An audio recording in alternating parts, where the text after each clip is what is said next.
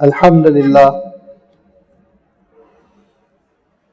لله رب العالمين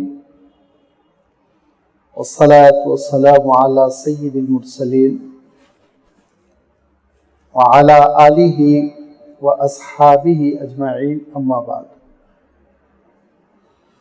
فقد قال الله تبارك وتعالى في القرآن المجيد والفرقان الحميد أعوذ بالله من الشيطان الرجيم وَلِلَّهِ الْأَسْمَاءُ الْحُسْنَى فَادْعُوهُ بِهَا وَذَرُوا الَّذِينَ يُلْحِدُونَ فِي أَسْمَائِهِ سَيُجْزَوْنَ مَا كَانُوا يَعْمَلُونَ وقال الله تبارك وتعالى في آية أخرى ربنا لا تزغ قلوبنا بعد إذ هديتنا وهب لنا من لدنك رحمة إنك أنت الوهاب صدق الله العظيم۔ بزرگوں اور دوستوں، انشاءاللہ آج کی اس مجلس میں ہم اللہ تعالیٰ کی ایک صفت وہاب پر گفتگو کریں گے، کیونکہ اسماء الحسنی میں ہر اسم جمیل ہے، حسین ہے، اہم ہے، لیکن وہاب کی اپنی ایک انفرادیت ہے، اپنی ایک معنویت ہے، انشاءاللہ اس پہ گفتگو ہوگی بھی۔ اسماء الحسنی کے سلسلے میں ہر بار میں مختصراً یہ عرض کرتا ہوں کہ یہ اللہ تعالیٰ کے پیارے پیارے نام ہیں، اس کے صفاتی نام، اس کی صفات، جس کے بارے میں اللہ تعالیٰ نے کہا کہ وَلِلَّهِ الْأَسْمَاءُ الْحُسْنَى فَادْعُوهُ بِهَا۔ کہیں اللہ تعالیٰ نے یہ ارشاد فرمایا کہ ان کے ذریعے سے تم دعائیں مانگو، کہیں اللہ تعالیٰ نے اپنا اسماء الحسنی کا تذکرہ کرتے ہوئے وَاللَّهُ الْخَالِقُ الْبَارِئُ الْمُصَوِّرُ لَهُ الْأَسْمَاءُ الْحُسْنَى، یہ تاکید فرمائی کہ دیکھو اللہ تعالیٰ کے پیارے پیارے نام ہیں، یہ نام، یہ اسماء الحسنی بہت اہمیت کے حامل ہے، بہت اہمیت کے حامل ہے۔ اس سے ہمارا عقیدہ بنتا اور سنورتا ہے۔ جب ہم اللہ تعالیٰ کے صفات جلال، صفات جمال، صفات کمال کو سمجھیں گے تو عقیدے کا صحیح توازن قائم ہوگا، الحاد نہیں آ پائے گا، عقیدے میں بگاڑ نہیں آ سکتا۔ اسی لیے اللہ کے رسول صلی اللہ علیہ وسلم ارشاد فرمایا کرتے تھے اِنَّا لِلَّهِ 99 اسما، بے شک اللہ تعالیٰ کے 99 نام ہیں، فَمَنْ أَحْصَاهَا فَقَدْ دَخَلَ الْجَنَّةَ، جو ان ناموں کو پا لیتا ہے، سمجھ لیتا ہے، ان کی حقیقت کو اپنے سینے میں جاگزی کر لیتا ہے تو وہ تو جنت میں داخل ہو کر رہے گا۔ بہت تاکید کا لب و لہجہ ہے فقط دخل الجنہ۔ لہذا ان ناموں کو سمجھنا، ان کی حقیقت تک پہنچنے کی کوشش کرنا اور ان کا عملی اثر جو ہماری زندگی پر مرتب ہوتا ہے وہ حاصل کرنا، یہ عین جنت جانے کا راستہ ہے، عبادت ہے۔ اور کم سے کم میں یہ کہہ سکتا ہوں بر صغیر، ہند و پاک، بنگلہ دیش وغیرہ میں اس پہ ذرا سا توجہ کم ہے، شاید عرب ملکوں میں ہو۔ اسماء الحسنی سے وہ اعتنا نہیں ہے، وہ تعلق نہیں، وہ سمجھنے کی کوشش نہیں جو ہونا چاہیے۔ اللہ تعالیٰ کے پیارے پیارے نام ہیں، ان کی وجہ سے، ان کو سمجھنے کی وجہ سے اللہ تعالیٰ سے محبت پیدا ہوتی ہے۔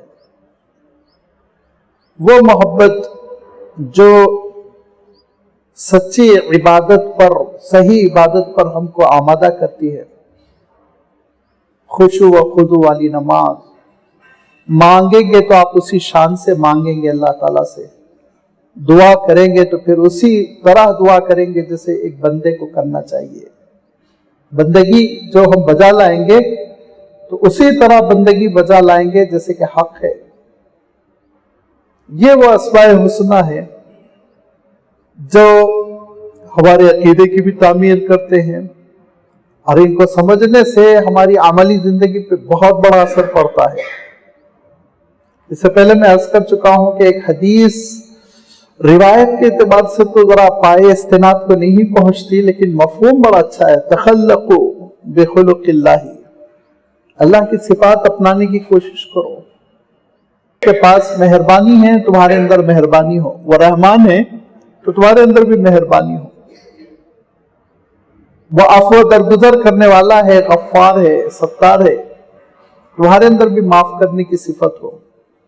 वो रज़ाक है, तुम भी युतइमुन ताम, रज़ाकियत की शान अपने अंदर मखलूक के एतबार से पैदा करो। लोगों के लिए खाना फराहम करना, उनकी खिदमत करना, इताम ताम जिसको कुरान पाक में कहा गया।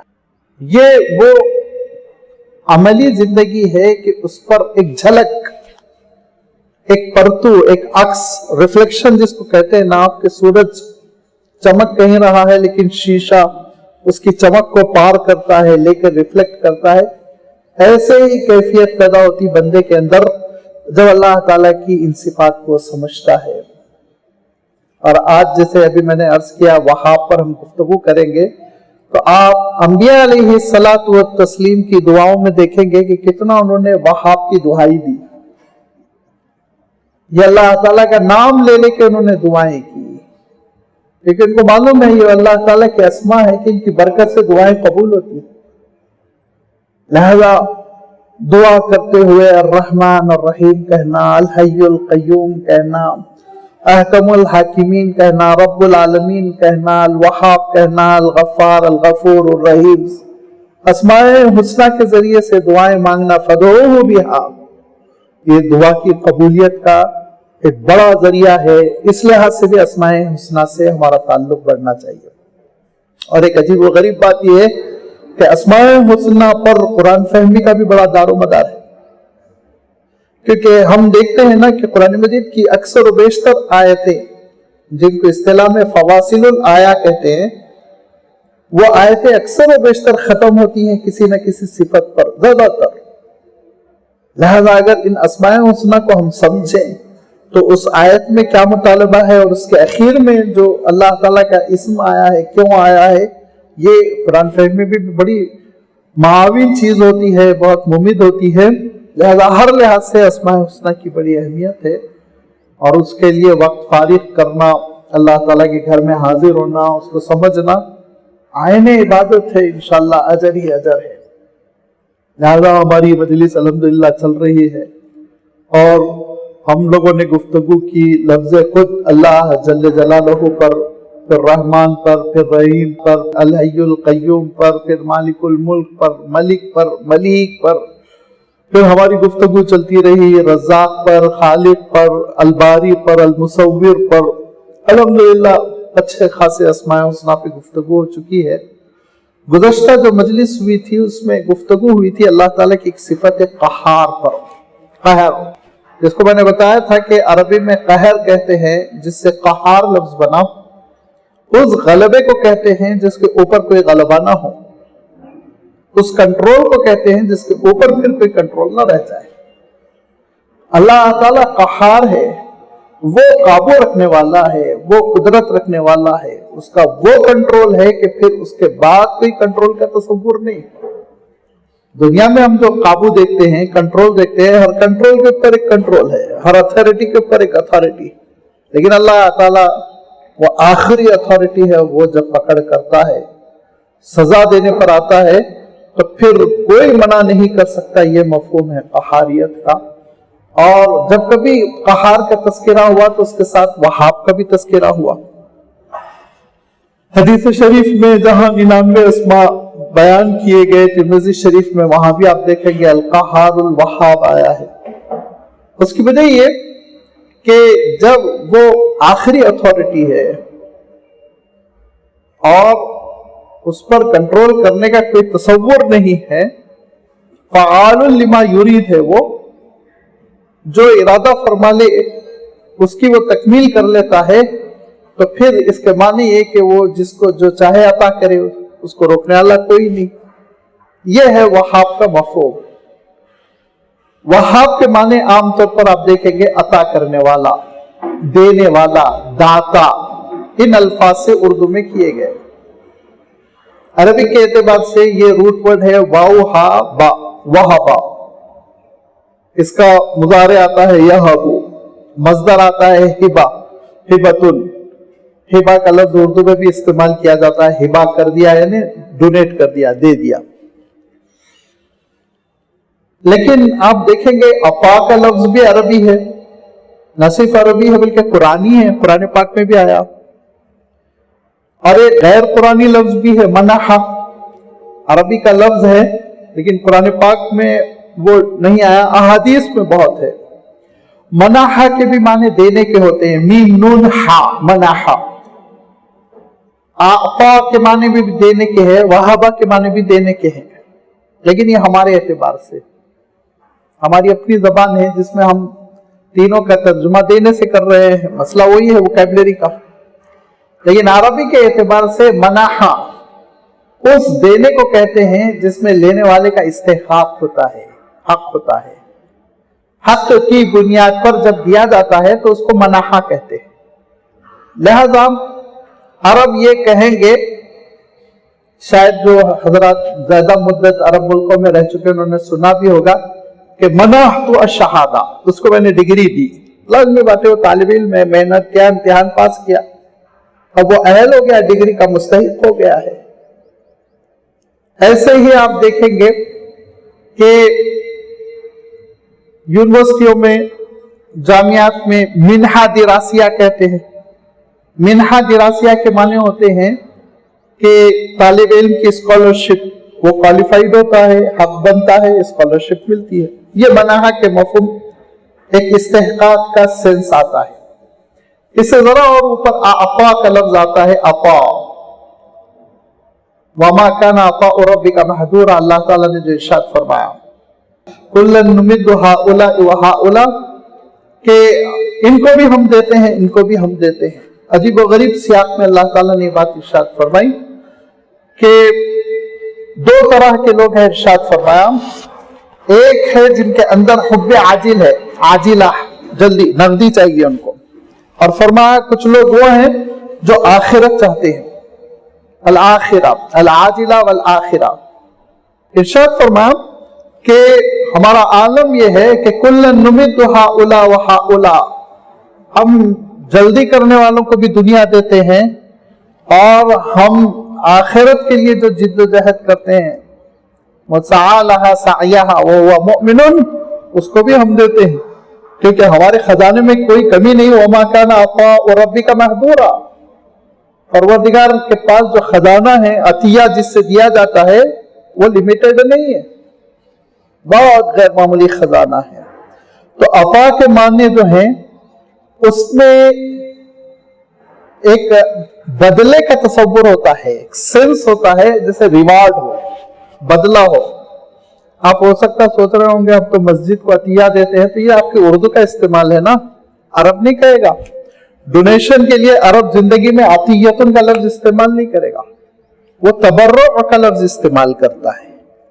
ये जो हम उर्दू में हमने कहे उसको बना लिया है कि मस्जिद को अतिया, मदरसे को अतिया, अरबी के एतबार से अपा में जो सेंस होता है, एक बदल के एतबार से कोई चीज देना, जजा के एतबार से आप कह लीजिए, रिवार्ड के एतबार से आप कोई चीज दे, ये है अपा। और ये अता कुरान पाक में अल्लाह ताला ने अजर के लिए मुतादिद मकामात पर इस्तेमाल किया है। लिहाजा अल्लाह ताला इरशाद फरमाता है, रब्बुना अल्लज़ी अअता कुल्ल शैइन खल्क़हु सुम्मा हदा, उसी ने हिदायत अता फरमाई, मांगने वाले को, दुआ करने वाले को उसकी जरूरत है, उसने अपा किया। और भी मकामात है जहां पे अल्लाह ताला ने अपा का लफ्ज इरशाद फरमाया। अब हम आते हैं वहाबा पे और हिबा पर। हिबा के बारे में कहा गया है, या लफ्ज वहाबा जब इस्तेमाल किया जाता है तो उसके बारे में मुफस्सिरीन ने लिखा है, ये उस देने को कहते हैं जिसमें न इस्तेकाक होता है न बदला होता है, बगैर बदले के अता करना। और ये कहा कि अल अताउ बिगैरि इवज़िन, अल अताउ बिदूनी इवज़िन, कोई इवज़ नहीं, اور پھر اس کے ساتھ ساتھ کوئی استحقاق بھی نہیں ہے. آپ کو حق نہیں ہے آپ لڑکے لیں, آپ کا رائٹ ہے. جیسے تنخواہ ہمارا ایک رائٹ ہے, ہمارا حق ہے, ہم لڑکے لیں گے اگر ہم کو محنت کرنے کے بعد کوئی تنخواہ نہ دے. لیکن جب ہبہ کے معنی ہوتے ہیں تو اس میں نہ حق رہتا ہے نہ وہ بدلہ رہتا ہے, بس اللہ تعالیٰ کی جانب سے ایک بخشش رہتی ہے, اس کی جانب سے ایک عطیہ رہتا ہے, بس وہ عطا کر دیتا ہے بغیر کسی سبب کے, بغیر کسی حق کے, بس اس کی شان ہے کہ وہ دے دیتا ہے. لہذا یہ ہے وہابہ کا لفظ. اب جب وہاب بن گیا تو کثیر العطا, خوب دینے والا, بڑا انداتا, جتنا ہو سکے وہ دیتا چلا جاتا ہے. یہ وہاب کا مفہوم ہو گیا, کیونکہ عربی کے اعتبار سے جب کبھی کوئی لفظ فعالن کے وزن پر آتا ہے تو مبالغے کا صیغہ کہتے ہیں اس کو, کثرت ہوتی ہے اس میں. غفارن بہت معاف کرنے والا, وہابن خوب عطا کرنے والا. یہ وہابن کا لفظ اللہ تعالیٰ کے اسماء حسنہ میں سے ہے. قرآن پاک میں کئی مقامات پر وارد ہوا, اور انہی میں سے ایک مقام ہے جو بشکل دعا اللہ تعالیٰ نے ہم سب کو عنایت فرمایا, اور اس کی میں نے ابھی آپ کے سامنے تلاوت کی تھی. ربنا لا تزغ قلوبنا بعد اذ ہدیتنا. پروردگار آپ نے ہدایت دے دی, اسلام پر پیدا کر دیا, اب ہمارے دلوں میں کجی نہ پیدا ہو, دل اسلام سے پھر نہ جائے. توفیق پر آپ برقرار رکھیے, دین پر آپ برقرار رکھیں. لا تزغ قلوبنا بعد اذ ہدیتنا وہب لنا, اور عطا کر پروردگار اپنی جانب سے رحمت کے خزانے. وہب لنا من لدنک رحمہ, کیوں؟ انک انت الوہاب, پروردگار آپ بہت عطا کرنے والے ہیں, خوب دینے والے ہیں, اور آپ کے خزانے میں کمی نہیں ہے. اے اللہ آپ بغیر استحقاق کے, بغیر بدلے کے آپ دے دیجئے. میرا حق نہیں ہے کہ میں لڑکے لوں, نعوذ باللہ, اور میں نے محنت نہیں کی کہ میں بدلے میں لوں, اجر ملے. بس آپ دے دیجئے اللہ, رحمتوں سے مالا مال کر دیجئے. یہ بندے کو اللہ تعالیٰ نے دعا سکھلائی, اور اس میں اللہ تعالیٰ نے الوہاب کا لفظ استعمال کیا, اور فعل امر حب لنا کا بھی اللہ تعالیٰ نے استعمال کیا, جس سے پتا چلا اسماء حسنہ میں سے یہ وہ نام ہے جس کا دعاؤں میں اہتمام ہونا چاہیے. اب اس میں آپ دیکھیں گے کہ یہ جو ہبہ ہے, ہبہ مصدر کو کہتے ہیں, یعنی آپ یوں کہہ لیجئے جس سے فعل پھوٹتا ہے, شاخیں نکلتی ہیں, اس مصدر کو ہبہ کہتے ہیں. ہبہ کا لفظ ہے, واو گر جاتا ہے ایک عربی قاعدے کے مطابق, اس کو تعلیل کا قاعدہ کہتے ہیں. عربی میں یہ ہوتا ہے کہ اگر وزنن ہے تو وہ زینتن بنا دیتے ہیں, وعدن ہے تو عیدتن بنا دیتے ہیں. بعض مقامات ایسے ہوتے ہیں جہاں واو کو یا یا کو حذف کیا جاتا ہے, ان کو حروف علت کہتے ہیں, واو الف اور یا کو. اور یہ کہتے ہیں ذرا بیمار کمزور قسم کے حروف ہیں, ان کو جب چاہے جب اڑا دو, اس لیے بہت اڑاتے رہتے ہیں ان کو. قول میں واو ہے, لیکن اس کو آپ دیکھیں گے قرآن مجید میں بھی آیا ہے, قلتا قلنا, واو اڑ گیا, اس میں سے غائب ہو گیا. تو ایسا کچھ قواعد ہیں, تعلیل کے قواعد ہیں, اس کو میں نہیں چھیڑوں گا ورنہ سامعین کی تعداد ہو سکتا اور کم ہو جائے. کیونکہ تعلیل کے قواعد جب ہم لوگ کلاس روم میں پڑھاتے تو اسٹوڈنٹس غائب ہو جاتے ہیں. اتنے منطقی ہے, عربی دان حضرات کو تجربہ ہوگا کہ طلبہ بھاگ جاتے ہیں کلاسوں سے, بڑی منطقی چیزیں ہیں وہ. تو میں عرض کر رہا تھا کہ ہبتن اصلاً وہبن کا بدل ہے, وہبن. اور یہ ہبتن دو طرح کا ہوتا ہے. میں اس لیے یہ وضاحت کر دیا, ہبہ کو ذرا آپ سمجھ کر رکھیے کہ ہبتن دو طرح کا ہوتا ہے. کہا ہبت البلا و ہبت الجزا. بلا کے معنی بھی اردو کے مت لیجئے, اردو میں بلا بڑی مصیبت ہے, عربی میں بلا کے معنی امتحان کے ہے. وَلَنَبْلُوَنَّكُمْ بِشَيْءٍ مِّنَ الْخَوْفِ, آزمانا, امتحان دینا. ہبت البلا, اللہ تعالیٰ کے خزانے سے بہت سی چیزیں ہم کو ملتی ہیں محض امتحان کے لیے, محض امتحان کے لیے اللہ تعالیٰ عطا فرماتا ہے. اور ہبت الجزا کیا ہے وہ انشاءاللہ اللہ تعالیٰ اس کی جانب جو اشارے فرمایا اس کی میں وضاحت کروں گا. ہبت البلا میں قرآن پاک میں اللہ تعالیٰ نے جن چیزوں کا خاص طور پر تذکرہ کیا وہ ہے المال, نمبر 2 البنون, دولت ہے, بیٹے ہیں, نمبر 3 حکومت, اقتدار والحکم. پھر اس کے ساتھ ساتھ مفسرین نے وضاحت کی کہ الجمال والذکاء یہ 5 چیزوں کا عام طور پر تذکرہ کیا گیا. کیا؟ دولت نمبر 1، نمبر 2 آل اولاد، نمبر 3 اقتدار، حکومت، سربراہی. ضروری نہیں وزیر اعظم ہی ہو، چھوٹی چھوٹی حکومتیں بھی ہو سکتی، گھر کی حکومت بھی ہو سکتی، ادارے کی حکومت ہو سکتی. اور نمبر 4 خوبصورتی، جمال، حسن. نمبر 5 ذہانت. یہ وہ اللہ تعالیٰ کے عطیے ہیں جو آپ غور کر لیجئے بغیر بدل کے اللہ تعالیٰ دیتا ہے، بغیر استحقاق کے دیتا ہے. ہو سکتا ہمارے بھائیوں کو اعتراض ہو کہ بھئی دولت تو ہم بہت محنت سے کماتے ہیں، بغیر استحقاق کے اللہ تعالیٰ کہاں دیتا ہے. نہیں، آپ غور کیجئے اپنی عملی زندگی، پریکٹیکل لائف میں آپ دیکھیں کہ آپ ہی کی طرح محنت کرنے والا، بلکہ آپ سے ڈبل محنت کرنے والا، وہ پیسے کا محتاج ہے، لیکن اللہ تعالیٰ دوسرے فرد کے لیے خزانے کھولا ہوا ہے. اس سے بہت کم محنت پہ بہت زیادہ کما رہا ہے. لاک ڈاؤن میں سب کی مصیبت ہو گئی. اچھے بڑے بڑے تاجروں سے پوچھئے، نقصان. ایک صاحب جو ہے وہ انڈیا سے ہٹ کے ایشیا کے سب سے امیر بن گئے. لاک ڈاؤن کے ذریعے سے. یہ اللہ تعالیٰ ہے، کسی کو دیتا ہے، کسی کو اللہ تعالیٰ آزماتا ہے نہیں دے کر. تو میں عرض کر رہا تھا کہ ہبۃ البلا میں سب سے پہلی چیز تو دولت ہے، مال و دولت. لیکن قرآن پاک میں اللہ تعالیٰ نے المال کا ذکر بھی کیا. القناطر المقنطرہ من الذهب والفضہ بھی ارشاد فرمایا، سونے چاندی کے ڈھیر و ڈھیر. لیکن اللہ تعالیٰ نے اس کو کسی نبی اور رسول کے ساتھ جوڑ کر اس کا تذکرہ نہیں کیا. فرمایا آزمائش ہے، ہم دیں گے، امتحان لیں گے کہ تم اللہ کی مرضی کے مطابق خرچ کرتے ہو کہ نہیں کرتے ہو. یہ تمہارا امتحان. لیکن اللہ تعالیٰ نے نبیوں اور رسولوں کے ساتھ آل اولاد کو بھی جوڑ کر ذکر فرمایا کہ یہ بھی اللہ تعالیٰ کا عطیہ ہے.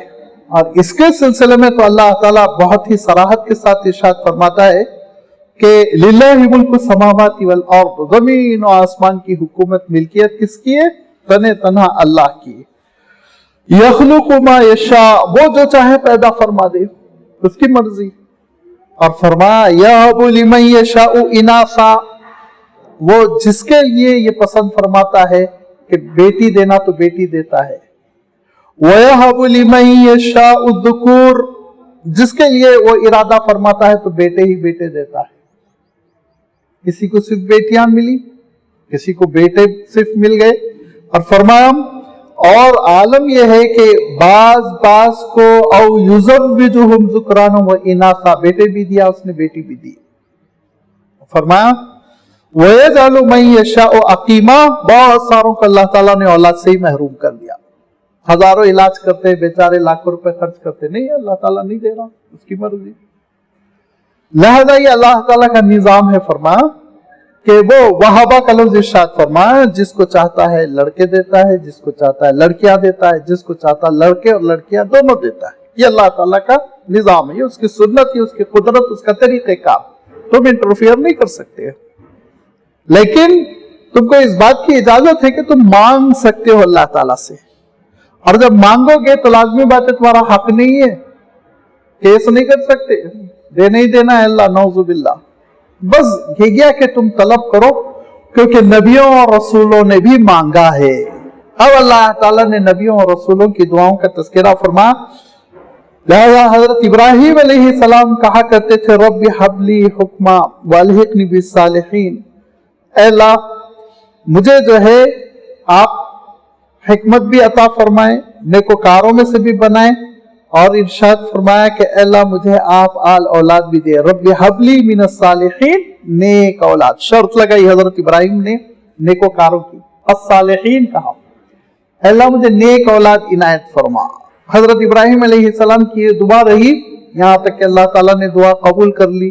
اور حضرت ابراہیم علیہ السلام کی عمر مبارک 80 سے متجاوز ہو گئی تو حضرت جبرائیل نے خوشخبری دی. جبکہ وہ جا رہے تھے ایک محاذ پر، ایک فرنٹ پر، قوم لوط کو، حضرت لوط علیہ السلام کی نافرمان قوم کو تباہ کرنے کے لیے، تو حضرت ابراہیم علیہ السلام کے پاس سے گزرتے ہوئے فبشرناہ بغلام حلیم، ایک سنجیدہ سے لڑکے کی خوشخبری دی. حلیم، بہت جس کے اندر حلم، بردباری، سنجیدگی ہوگی، اس لڑکے کی خوشخبری دی. اور حضرت اسماعیل علیہ السلام تولد ہوئے، اور پھر اس کے بعد سے ایک مدت کے بعد قریب 16 سال کے بعد حضرت اسحاق علیہ السلام پیدا ہوئے۔ تو حضرت ابراہیم علیہ السلام نے دعا کی، اور دعا میں حضرت ابراہیم علیہ السلام نے اللہ تعالیٰ کے دربار میں یہ معروضہ رکھا۔ ذرا غور کرنے کی بات ہے، وَحَبْ لِي مِنَ الصَّالِحِينَ، اے اللہ مجھے نیکوکاروں میں سے نیک اولاد دے، صالح بھلی اولاد۔ یہ کنڈیشن ذہن میں رکھیں، کیونکہ اس کنڈیشن کے نہ لگانے کی وجہ سے بڑی پریشانیاں ہو جاتی ہیں۔ صالح اولاد کی دعا کرنا چاہیے۔ اگر صرف اولاد کی دعا ہو تو بس اوقات یہ اولاد آزمائش بن جاتی ہے۔ سورۃ الکہف آپ پڑھیے کہ ایمان کا بھی سودا کرنا پڑتا ہے کبھی کبھی اولاد کے پیچھے، اتنا دین سے اولاد دور، محبت ہے اولاد سے، لازمی بات ہے۔ یہ اولاد کی محبت انسان فطری طور پر مجبور ہے، نکال کے پھینک نہیں سکتا۔ اس محبت میں وہ کفر کی طرف، الحاد کی طرف، گناہوں کی طرف چلا جاتا ہے۔ بعض لوگوں کو دیکھنے میں آیا جوانی میں بڑے دیندار تھے، مگر اولاد کی وجہ سے بڑھاپے میں بددینی پیدا ہو گئی۔ اللہ تعالیٰ محفوظ فرمایا، اللہ کے رسول صلی اللہ علیہ وسلم فرماتے تھے، دیکھو معاملہ ایسا ہے، یُصْبِحُ الرَّجُلُ مُؤْمِنًا وَيُمْسِی کافرًا، بسا اوقات ایک شخص صبح میں مومنوں کے صف میں ہوتا ہے، شام ہوتے ہوتے کافروں سے جا ملتا ہے۔ اس کے اسباب یہی ہوتے ہیں کہ دنیا کی محبت، آل اولاد کی محبت۔ اسی لیے جو حضرت ابراہیم علیہ السلام کا اسوہ ہے، ربی حب لی من الصالحین، نیک اولاد، نیک صالح ہونا شرط ہے، نیک ہونا شرط ہے۔ حضرت نوح علیہ السلام کو اللہ تعالیٰ نے ارشاد فرمایا، انہ لیس من اہلک انہ عمل غیر صالح، اے نوح اگر عمل صالح نہیں ہے تمہاری اولاد کا تو تمہاری اولاد بھی نہیں ہے، اس کو آپ اولاد نہ سمجھے۔ یہ بہت اہم چیز ہے، اور یہ چیز ہم کو آمادہ کرتی ہے کہ دعاؤں میں بھی ہم یہ کنڈیشن رکھیں، تربیت میں بھی ہم خیال رکھیں، اپنے بچوں کو، اپنی اولاد کو نیکیوں کے سانچے میں ڈھالیں، بھلائیوں کے سانچے میں ڈھالیں۔ یہ آگے چل کے ہمارے لیے آخرت میں ذخیرہ بنے، وبال نہ بنے۔ ہم ہیں جو رخ دیتے ہیں، ہم ہیں جو ان کو شیپ دیتے ہیں۔ اگر گندگیوں میں پالیں گے، گناہوں کا ماحول کا عادی کر دیں گے تو لازمی بات ہے وہ ہمارے لیے وہ ایک وبال بنیں گے۔ تو میں عرض کر رہا تھا کہ حضرت ابراہیم علیہ السلام نے یہ دعا کی، معلوم یہ ہوا کہ صالح اولاد کی دعا یہ نبیوں کی سنت ہے، کوئی حرج نہیں۔ مال کی دعا کسی کی نہیں ہے، میں پہلے ہی کہہ چکا ہوں۔ اللہ تعالیٰ نے مال کی نسبت کر کے کسی نبی کی دعا بیان نہیں کی کہ انہوں نے دعا کی اے اللہ مجھے خوب دولت عطا کیجئے، پیسے عطا کیجئے۔ حالانکہ اچھی بات ہے، آپ مانگ سکتے ہیں، جائز ہے، لیکن نبیوں نے نہیں مانگا، یہ ایک الگ بات ہے۔ آپ کی ضرورت ہے، آپ مانگیے۔ مال کو حرام نہیں کہا گیا، غلط خرچ کرنے کو حرام کہا گیا، غلط کمانے کو حرام کہا گیا۔ نیک طریقے سے، بھلے طریقے سے، شرعی طریقے سے کمانا، شرعی طریقے پہ خرچ کرنا بہت اچھی بات ہے، بلکہ قابل رشک ہے۔ اللہ کے رسول صلی اللہ علیہ وسلم ارشاد فرماتے ہیں نا، دو ہی شخص پر رشک کر سکتے ہو، ایک وہ رجل آتاہ اللہ مالا فسلطہ علی نفقتہ، ایسا مالدار شخص جس کو اللہ تعالیٰ نے صحیح مصرف میں خرچ کرنے کی توفیق بھی عنایت فرمائی ہو، قابل رشک ہوتا ہے۔ اور اللہ کے رسول صلی اللہ علیہ وسلم کے زمانے میں ایک عجیب و غریب واقعہ ہوا تھا کہ صحابہ کی ایک جماعت آئی اور انہوں نے اللہ کے رسول صلی اللہ علیہ وسلم کے دربار میں معروضہ رکھا کہ اللہ کے رسول ذہب اہل الدثور بالاجور، پیسے والے تو سارا اجر لے گئے۔ آپ صلی اللہ علیہ وسلم نے کہا کیا مطلب؟ کہا دیکھیے ہم بھی نماز پڑھتے ہیں، وہ بھی نماز پڑھتے ہیں، ہم بھی نیکی کرتے ہیں، وہ بھی نیکی کرتے ہیں، مگر وہ اللہ کی راہ میں خرچ کرتے ہیں، ہمارے پاس دولت نہیں ہے کہ ہم خرچ کریں۔ وہ مجاہدین کے لیے مدد کرتے ہیں، وہ نیک کاموں پہ غلاموں کو آزاد کرتے ہیں، ہمارے اندر استطاعت نہیں ہے، پیسے نہیں ہے، تو ہم تو پیچھے رہ گئے اس معاملے میں۔ تو اللہ کے رسول صلی اللہ علیہ وسلم نے ارشاد فرمایا ٹھیک ہے میں تم کو ایک عمل بتاتا ہوں، اس کے ذریعے سے تم کو بہت اجر ملے گا۔ نماز سے فارغ ہونے کے ساتھ ہی تم 33 مرتبہ سبحان اللہ کہو، 33 مرتبہ الحمدللہ کہو، 33 مرتبہ اللہ اکبر کہو، 100 مرتبہ یعنی 33 33 33 33 99 ہو گئے، آخری میں کہہ دو کہ لا الہ الا اللہ وحدہ لا شریک لہ لہ الملک ولہ الحمد یحیی ویمیت وہو علی کل شیء قدیر، تم کو خوب اجر ملے گا۔ وہ خوش خوش چلے گئے، وہ لوگ، روایت صحیح آئے، وہ لوگ بہت خوش خوش واپس ہو گئے، پھر ایک ہفتے 2 ہفتے کے بعد آئے، कहा अल्लाह के रसूल दूसरा प्रॉब्लम हो गया। क्या हुआ? बोले वो पैसे वालों को भी मालूम हो गई दुआ, वो भी पढ़ रहे हैं। अल्लाह के रसूल सल्लल्लाहु अलैहि वसल्लम ने क्या इरशाद फरमाया? ज़ालिका फ़ज़्लुल्लाहि युतीहि मन यशा। उनके अजर को क्या मैं छीन लूंगा? नहीं। अब अल्लाह ने उनको दिया है एक फजल, तो वो ठीक है, बेचारे पढ़ रहे हैं तो उनको मालदार होने की बुनियाद पे अजर से थोड़ी महरूम किया जाएगा। कमा रहे हो, अजर कमा रहे हैं, अल्लाह का शुक्र है, अल्लाह ताला का एक एहसान है जो उनके साथ मिला हुआ है। तो दौलत माल काबिल रश्क है, जरूरत है, अच्छी चीज है, मगर सही मसरफ में खर्च करना, ये हो गया एक कुल्लिया। मेरी बात मैं जो कहना चाह रहा हूं वो उसमें किसी किस्म का इबाम ना हो, कंफ्यूजन ना हो। मैं ये अर्ज करना चाह रहा हूं, नबियों से अल्लाह ताला ने मंसूब करके ये दुआ कलाम पाक में कहीं नहीं बयान की कि उन्होंने कहा अल्लाह खूब दौलत दे। औलाद की है, औलाद की दुआ देखिए आगे हजरत ज़करिया अलैहिस्सलाम ने भी की। हजरत ज़करिया अलैहिस्सलाम की दुआ अल्लाह ताला ने कुरान पाक में बयान की कि हजरत बीबी मरियम को जब देखा हजरत ज़करिया अलैहिस्सलाम ने कि हम अक़साम के खाने लगे हुए, गैर मौसम का फल है, तो पूछा बीबी बेटी आपके पास कैसे आई ये चीजें? अन्ना लकी या मरियम, या मरियम अन्ना लकी हाजा, ए मरियम कहाँ से आती हैं ये चीजें? हजरत बीबी मरियम ने आरिफाना जवाब दिया कि अल्लाह ताला कादिर मुतलक है, वो अता करता है, उसकी जानिब से आती है। तो हजरत ज़करिया अलैहिस्सलाम ने यह सोचा कि जब एक मासूम सी लड़की को अल्लाह ताला गैर मौसम के फल और हमा अक़साम के खाने बगैर सबब के दे सकता है, तो मुझ बूढ़े को भी, ज़ईफ को भी औलाद दे सकता है। लिहाज़ा हजरत ज़करिया अलैहिस्सलाम ने दुआ की, और दुआ भी बड़ी प्यारी की। हजरत ज़करिया अलैहिस्सलाम ने दुआ का करीना दिया है इंसानों को। क़ाल इन्नी वहनल अज़्मु मिन्नी, मौला बहुत कमजोर हो गया हूँ, हड्डियां बोसीदा हो गई हैं, वश्ताल अर्रासु शैबा, बाल सफेद हो रहे हैं, बूढ़ा होता जा रहा हूँ, सर है कि उसमें सफेद शोले उभर रहे हैं। लहला इस पिराना साली में मैं वलम अकुन बिदुआइका रब्बी शकिया, परवरदिगार आपसे कभी मैं मायूस नहीं हूँ। बुढ़ापा होगा, कमजोरी होगी, कुछ भी हो, लेकिन मैं दुआ से मायूस नहीं हूँ, मुझे मालूम है आप दुआ कबूल करते हैं।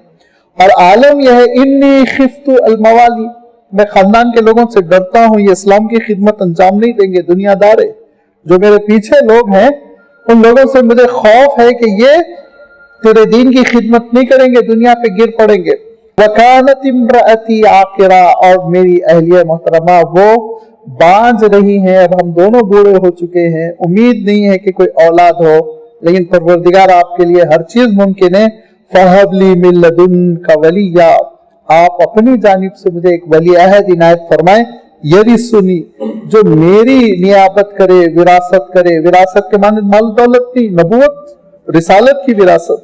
और उसको कैसे वाज़ेह कर दिया हजरत ज़करिया ने? वयरिसु मिन आली याकूब, और आले याकूब का जो सरमाया है, हजरत इब्राहिम अलैहिस्सलाम से हजरत इसहाक ने, हजरत इसहाक से हजरत याकूब ने, हजरत याकूब से हजरत यूसुफ ने, अल्लाह ये दीन का सरमाया लेके वो आगे बढ़े। जब ये दुआ की हजरत ज़करिया अलैहिस्सलाम ने, तो अल्लाह ताला ने खुशखबरी दी कि हम आपको एक ऐसा फर्जंद देंगे जिसकी कोई नजीर नहीं होगी, जिसका कोई बदल नहीं होगा, और नबी व रसूल होगा, अल्लाह वाला होगा, नेक व साले होगा, और उसका एक एजाज होगा दुनिया में आखिरत में। तो ये जो औलाद के लिए दुआएं हैं अंबिया अलैहिस्सलात व तस्लीम की, आप सारी दुआओं में देख लीजिए कंडीशन उन्हें जरूर लगाया नेकी का। नेकी की शर्त, अल्लाह नेक हो, दीनदार हो, दीन की खिदमत अंजाम दे, तेरे दीन के लिए वक्फ हो जाए, इन शर्तों के साथ दुआ की, और अल्लाह ताला ने दुआएं कबूल की। अल्लाह ताला ने औलाद भी इनायत फरमाई, और हम लोगों को अल्लाह ताला ने दुआ करने का जो करीना दिया है, उस दुआ के करीने में अल्लाह ताला ने क्या इरशाद फरमाया कि तुम दुआ करो तो यही करो, हबलना मिन अज़वाजिना व दुर्रियातिना कुर्रता अयुन वजअलना लिलमुत्तकीना इमामा, अल्लाह मेरे पूरे कुंबे को मुत्तकी बनाए, और उस मुत्तकी कुंबे का मैं सरबराह रहूं। मेरे आंखों की ठंडक हो मेरी औलाद, मेरी औलाद मेरे आंखों की ठंडक हो। जो औलाद दीनदार होती है वो माँ बाप की आंखों की ठंडक होती है, जो औलाद बददीन होती है वो माँ बाप को भी पलट के नहीं पूछती है। लोग गलती करते हैं कि दीन के साँचे में अपनी औलाद को नहीं ढालते, और वो ये समझते हैं कि दुनिया कमाएगा, तरक्की करेगा, वो पलट के नहीं पूछेगा, और अपने माँ बाप के जनाजों में वो शिरकत नहीं करेगा। اور ہم نے ایسی اولاد بھی دیکھی جنہوں نے بڑی بڑی نوکریاں چھوڑ دی صرف اس لیے کہ میری ضعیف والدہ کو میری ضرورت ہے، میرے کمزور والد کو میری ضرورت ہے، میں ان کے پاس رہوں گا، بہت کما لیا، میں ان کی خدمت کروں گا۔ یاد رکھیے بڑھاپے میں دولت کی ضرورت نہیں رہتی ہے، اس وقت محسوس ہو جاتا ہے یہ پیسہ کسی کام کا نہیں ہے، یہ میری ڈھلتی عمر کو روک نہیں سکتا۔ اس وقت محبت کی ضرورت ہوتی ہے، خدمت کی ضرورت ہوتی ہے، اس وقت کوئی ایسا ہو کہ آپ کے گھر کو آباد رکھے، آپ کے گھر میں ہلچل ہو، ویرانہ نہ ہو۔ معلوم یہ ہوا کہ ایک خاتون بامبے میں وفات کر گئی، 6 مہینے ان کی لاش سڑتی رہی، بدبو آئی، پڑوسیوں نے جب پولیس کو اطلاع دی تو کھولا گیا تو معلوم یہ ہوا کہ ان کے فرزند ارجمند 6 مہینے سے فون ٹرائی کر رہے ہیں لیکن امی فون نہیں اٹھاتی۔ اس ناخلف کو اتنی توفیق نہیں ہوئی، بھاگ کر آئے اپنی ماں کے پاس، غیر مسلم تھے لیکن ہوا تو صحیح واقعہ، انسان تو تھا، ماں تو ماں ہوتی ہے۔ سوچئے آپ، ڈھانچے میں تبدیل ہو چکی تھی، وہ ڈھانچے میں۔ یہ ایسی اولاد سے کیا فائدہ جو سینے سے لگائے، جو خدمت کرے۔ لہذا اولاد جو ہے وہ ہبت البلا ہے، آزمائش ہے، امتحان کے لیے عطا ہوتی ہے، اسی لیے ہمیشہ شرط لگانا چاہیے صالح ہونے کی، نیک ہونے کی، نیکوکار ہوں گے، اچھے ہوں گے، دیندار ہوں گے، دین کی خدمت بھی کریں گے، آپ کی خدمت بھی کریں گے، اور اس کے علاوہ وہ ہمیشہ آگے چل کے ایصال ثواب بنیں گے، ثواب کے پہنچنے کا ذریعہ بنیں گے۔ یہ ہے انبیاء علیہ السلام کی دعا۔ اس میں ایک مقام ذرا سا نازک ہے قرآن مجید میں، اب مجھے ڈر ہو رہا ہے وہ ایفرٹ کر سکیں گے نہیں کر سکیں گے، اور اچھا ہے یہ ڈائریکٹ ٹیلی کاسٹ نہیں ہو رہا ہے۔ وہ نازک مقام حضرت سلیمان علیہ السلام کی زندگی کا ہے۔ حضرت سلیمان علیہ السلام کے ساتھ ایک حادثہ ہوا جس کا قرآن پاک میں بڑا مختصر اشارہ ہے، اور بخاری شریف میں اللہ کے رسول صلی اللہ علیہ وسلم نے وضاحت سے اس کا ماجرا بیان کیا۔ پھر ذرا ہمارے معاصر علماء میں بے چینی پیدا ہو گئی، لیکن حدیث بھی صحیح ہے، قرآن پاک میں بھی اشارہ ہے۔ وَأَلْقَيْنَا عَلَى كُرْسِيِّهِ جَسَدًا، اس آیت کی تشریح میں کہا گیا ہے کہ حضرت سلیمان علیہ السلام کو ایک بیٹا ملا تھا، بیٹا تولد ہوا، لیکن وہ حضرت سلیمان علیہ السلام کے شایان شان نہیں تھے، اور رہبعام ان کا نام بتایا گیا، رہبعام، اور وہ انہوں نے سلطنت بھی ضائع کر دی، حضرت سلیمان علیہ السلام کی تعلیمات بھی ضائع کر دی، صحیح جانشین نہیں بن سکے۔ شاید یہی وہ وجہ ہے کہ حضرت سلیمان علیہ السلام بعد میں دعا میں کیا کہتے ہیں کہ جب محسوس کر لیا کہ یہ میرا جانشین نہیں ہو سکے گا تو پھر حضرت سلیمان علیہ السلام نے دعا کا رخ بدل دیا تھا۔ قال رب اغفر لی وہب لی ملکا لا ينبغی لأحد من بعدی، حضرت سلیمان علیہ السلام نے اب دعا کیا تھا کہ پروردگار مجھے معاف فرما دیجئے، جو ہونا تھا ہو گیا، اب مجھے آپ وہ مملکت عطا کیجئے جو مملکت بعد میں کسی کو نہ ملے۔ لہذا حضرت سلیمان علیہ السلام کو مملکت ملی، بڑی زبردست مملکت ملی، ایسی کہ ہواؤں پہ کنٹرول دیا، فَسَخَّرْنَا لَهُ الرِّيحَ تَجْرِي بِأَمْرِهِ رُخَانًا حَيْثُ أَصَابَ، جہاں حکم دیتے حضرت سلیمان علیہ السلام وہاں مانسون چلا جاتا، وہاں ہوائیں چلتی۔ یہ اتنا قابو، ایسی زبردست حکومت۔ پھر فرمایا وَالشَّيَاطِينَ، اور شیطانوں پر بھی کنٹرول دے دیا، کُلَّ بَنَّاءٍ وَغَوَّاصٍ، بعض ایسے ڈبکی لگانے والے، بعض ایسے جو تعمیر کرنے والے، وَآخَرِينَ مُقَرَّنِينَ فِي الْأَصْفَادِ، جنوں میں سے ایک تعداد ایسی تھی جن کو زنجیروں سے باندھ کر حضرت سلیمان علیہ السلام نے رکھا تھا۔ اور اگر آپ فلسطین جائیں انشاءاللہ مسجد اقصی میں آپ حاضر ہوں تو آپ جب مسجد اقصی کے کیمپس میں ہوں، مسجد کے اندر نہیں، مسجد کے کیمپس میں بیچوں بیچ جو گنبد نظر آتی ہے سنہری، اس کے پاس آپ کھڑے ہوئے ہوں اور قبلہ رخ آپ ہو تو آپ اپنے الٹے ہاتھ کی طرف دیکھیں گے ایک عمارت ہے جو بند ہے پوری، اور اس کا نام ہے محبس الجن، اس کا نام ہے ابھی وہ عمارت پوری محبس الجن، جس میں جنوں کو حضرت سلیمان علیہ السلام حبس کر کے قید کر کر رکھتے تھے۔ وہ اس عمارت کے بارے میں بیچارے فلسطینی کہتے ہیں، لیکن حدیث وغیرہ میں ایسی کوئی اشارہ روایت موجود نہیں ہے کہ حضرت عیسیٰ علیہ السلام اس بلڈنگ کو کھولیں گے آ کر۔ دوبارہ جب حضرت عیسیٰ علیہ السلام کا نزول ہوگا اور امام مہدی رونما ہوں گے تو وہ اس عمارت کو کھولیں گے، ابھی وہ دروازہ بند ہے اس بلڈنگ کا، بڑا سا گیٹ ہے، بڑی بلڈنگ ہے، اچھی خاصی پرانے زمانے کی جو جیسے حویلی ہوتی ہے اس ٹائپ کی ہے۔ تو اللہ تعالیٰ نے حضرت سلیمان علیہ السلام کو جو مملکت عنایت فرمائی تو جنوں پر قابو دیا. ایک مرتبہ اللہ کے رسول صلی اللہ علیہ وسلم ارشاد فرماتے ہیں رات میں ایک جن میرے ساتھ بدتمیزی کرنے لگا اور میں اس کو پکڑا اور سوچا میں اس ستون سے باندھ دوں کہ انصار کے بچے اس سے کھیلے، مگر اچانک خیال آیا کہ یہ وہ مملکت سلیمان ہے جس میں مجھے انٹرفیئر نہیں ہونا چاہیے، تو پھر میں اس کو چھوڑ دیا. جنوں پر قابو حضرت سلیمان کی خصوصیات میں سے ہے، مجھے اس میں انٹرفیئر نہیں ہونا چاہیے، اسی لیے میں نے اس کو چھوڑ دیا. تو یہ قابو حضرت سلیمان علیہ السلام کو یہ عظیم الشان مملکت ملی، لیکن ایسا محسوس ہوتا ہے کہ دعا میں وہ صلاح کی، نیکی کی، دینداری اور امامت اور قیادت کی شرط حضرت سلیمان علیہ السلام نے نہیں لگائی تھی، جس کی وجہ سے آپ کو ویسے جانشین ملے. ورنہ حضرت داؤد علیہ السلام کے جانشین حضرت سلیمان بنے، کتنے بڑے نبی و رسول تھے. حضرت زکریا علیہ السلام کے جانشین حضرت یحییٰ بنے، کیسے اللہ کے رسول تھے، نبی تھے، لیکن ادھر تھوڑا سا معاملہ کسر غالباً رہ گئی کہ دعا میں وہ شرط نہیں تھی. تو میں عرض کر رہا تھا کہ یہ ہے ہبت البلا. اللہ تعالیٰ دولت عطا کرتا ہے، اللہ تعالیٰ اولاد عطا کرتا ہے، اس کی مرضی ہے، آپ کا حق نہیں ہے، آپ کی مزدوری نہیں ہے، آپ کا اجر نہیں ہے، وہ اس کی مرضی ہے. وہ اپنے خزانے سے عطا کرتا ہے، بغیر کسی حق کے، بغیر کسی عوض اور بدلے کے وہ دیتا ہے. اولاد بھی دیتا ہے، دولت بھی دیتا ہے، اور میں نے عرض کیا حسن بھی دیتا ہے.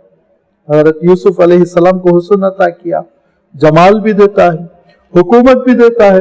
اللہ تعالیٰ حکومت بھی عطا فرماتا ہے، اور حکومت عطا کرنے کے بعد بھی اللہ تعالیٰ کا کیا نظام ہے، اس نظام کی جانب بھی اللہ تعالیٰ نے اشارہ کیا کہ ھذا عطاؤنا فامنن او امسک بغیر حساب. دیکھو ہم یہ عطا کرتے ہیں، امتحان تمہارا ہے کہ تم اس کے ذریعے سے انسانوں کی خدمت کرو یا اس کے ذریعے سے اس کو خزانہ بنا کر تم مارے گنجینا بن کر، ٹھیٹ اردو ہو رہی شاید، مارے گنجینا کہتے ہیں، پرانے زمانے میں کہتے ہیں اس سانپ کو جو خزانے پہ بیٹھتا تھا. پرانا کانسیپٹ تھا یہ دیہاتیوں کا کہ خزانہ ہو تو سانپ رہتا ہے، وہ نگرانی کرتا رہتا ہے. بکواس ہے یہ سب. اردو محاورہ ہے مارے گنجینا، یعنی خزانے کا سانپ. تو اللہ تعالیٰ دولت عطا فرماتا ہے، اگر کوئی مارے گنجینا بن کر اس پہ بیٹھا ہوا ہے، اللہ کی راہ میں خرچ نہیں کرتا، انسانوں کی فلاح میں خرچ نہیں کرتا، تو پھر اس کے معنی یہ کہ وہ امتحان میں ناکام ہے، وہ امتحان میں ناکام ہے. اور اللہ تعالیٰ کسی کو دولت عطا کرتا ہے، مال عطا کرتا ہے، فمنن، وہ احسان کرتا ہے، لوگوں کو کھلاتا پلاتا، کام آتا ہے لوگوں کے، تو پھر وہ اللہ کا مقبول بندہ ہے، وہ اللہ کا پسندیدہ بندہ ہے. یہ ہے امتحان. ایسے ہی حکومت کا مسئلہ ہے کہ اگر اللہ تعالیٰ کے بتائے ہوئے اصول کے مطابق حکومت ہو رہی ہے، فلاح بہبود ہے، بندوں کا خیال رکھا جا رہا، تو حضرت سلیمان علیہ السلام بڑے حکمران، حضرت داؤد علیہ السلام بھی حکمران. پھر اللہ کے رسول صلی اللہ علیہ وسلم کو پہلے مدینہ منورہ کی سلطنت ملی، پھر دیکھتے دیکھتے جزیرۃ العرب کی حکومت مل گئی.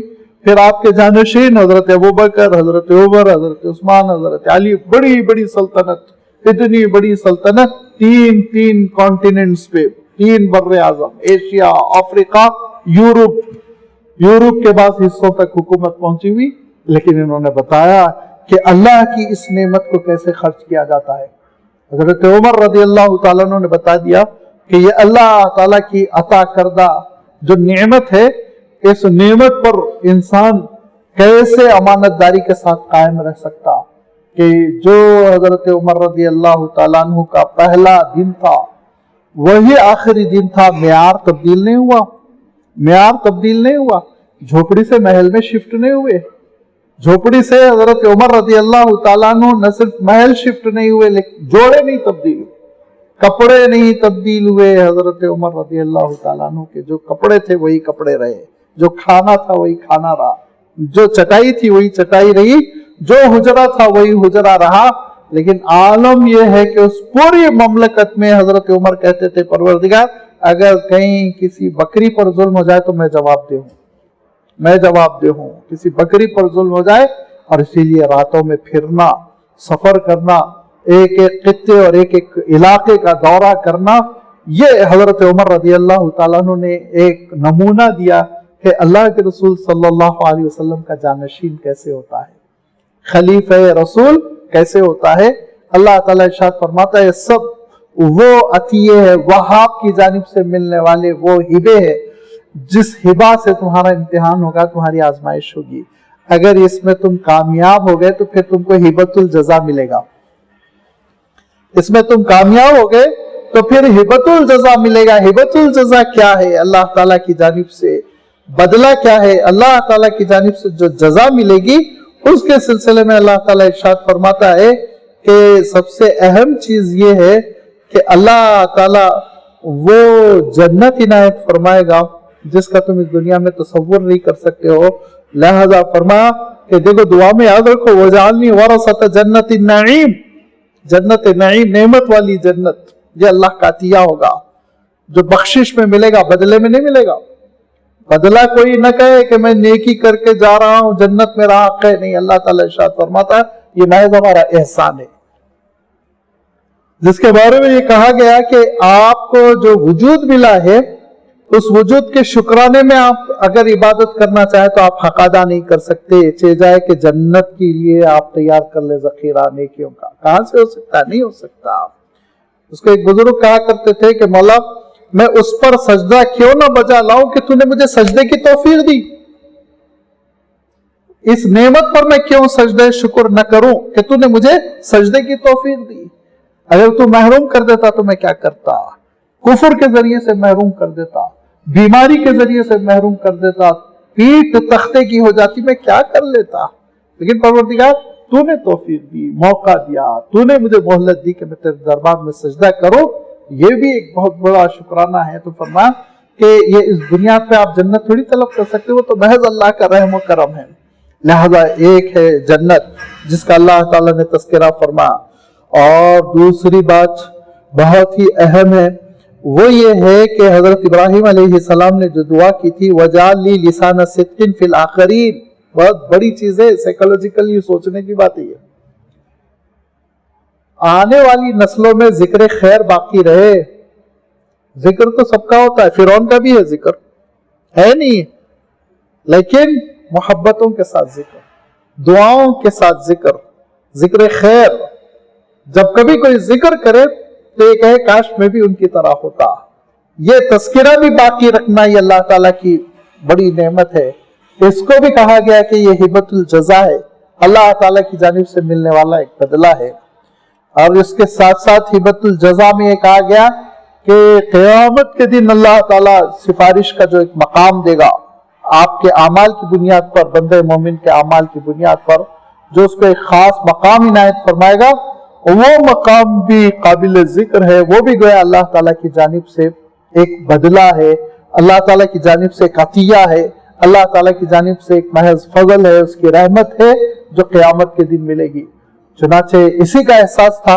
हजरत इब्राहिम अलैहिस्सलाम ने कहा था कि परवरदिगार जब क़यामत बरपा हो तो उस दिन आप मुझे रुसवा न करें, और मेरी रुसवाई ये है कि मेरे वालिद की मग़फ़िरत न हो, लिहाजा वग़फ़िर ली अबी, अल्लाह मेरे वालिद की मग़फ़िरत करना, इन्नहु काना मिनद्दाल्लीन, वो तो गुमराह हैं, लेकिन ऐसा हो क़यामत के दिन किसी तरह आप माफ फरमा दे। तो अल्लाह ताला हजरत इब्राहिम अलैहिस्सलाम की इस दुआ की लाज रखते हुए आपके वालिद जो कुफर पर मरे उनके सिलसिले में फैसला फरमाएगा कि उनको दुम्बे की शक्ल देकर जहन्नम में डाल दिया जाएगा कि हजरत इब्राहिम रुसवा ना हो, शर्मिंदा ना हो कि मेरा बाप जहन्नम में गया। ये लाज रखेगा अल्लाह ताला। लिहाजा ये भी कहा गया कि हिबतुल जज़ा है कि क़यामत के दिन शर्मिंदा न करना, क़यामत के दिन एक अच्छा मकाम अता करना, क़यामत के दिन मदद करना। लिहाजा ये अल्लाह ताला की सिफत है, जिस सिफत के सिलसिले में अल्लाह ताला ने खुद हमको ये दावत दी, तालीम दी कि हम अल्लाह ताला के इस नाम के जरिए से दुआ करें। और उन दुआओं में अल्लाह ताला ने अपनी एक दुआ को ऐसा रखा कि बिल्कुल उमूम रख दिया है, उसमें हर चीज आ जाती है, उसमें औलाद का कॉन्सेप्ट भी आ जाता है, दौलत, इक़्तिदार, हुकूमत, हर भली चीज। और ये दुआ करने का हुक्म दिया कि रब्बना ला तुज़िग़ क़ुलूबना बअद इज़ हदैतना व हब लना मिन लदुनका रहमा। रहमतें वो भी नकेरा है, नकेरा में जो एक उमूमियत होती اس کا آپ اندازہ نہیں کر سکتے. پروردگار اپنی جانب سے رحمتوں کے خزانے عنایت فرما دے. انک انت الوہاب، تو دینے پر آ جائے تو کوئی روک نہیں سکتا. خوب عطا کرنے والا ہے. اللہ تعالیٰ ہم سب کو ساری بھلائیاں عطا کرے، سارے گناہوں سے محفوظ رکھے. اس صفت کو سمجھنے اور اس کے تقاضے پر عمل کرنے کی توفیق عنایت فرمائے. وآخر دعوانا ان الحمد للہ رب العالمین.